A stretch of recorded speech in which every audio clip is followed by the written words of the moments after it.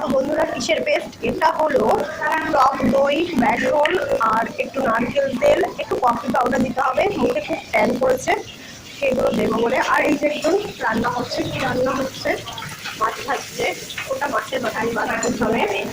আর মাছ কি দিয়ে হবে, বেগুন বাটা মাছ দিয়ে, বেগুন দিয়ে, আলু দিয়ে, বড়ি দিয়ে ঝোল। এই যে সব মাছ ভেজে রেখে দিয়েছে, সব কিছু ভেজে রেখেছে, এখনো হয়নি। আর এই বাঁধাকপি কাটা আছে, বাঁধাকপি দিয়ে আমাদের মাছের মাথা দিয়ে হবে। আর এই যে এই একটা হাফ বলে এসেছে,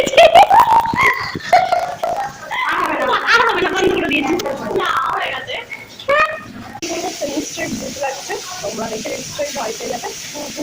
কিন্তু প্রচুর প্রচুর টাইম চলছে, আজকে এগুলো শুনতে গেলে হবে।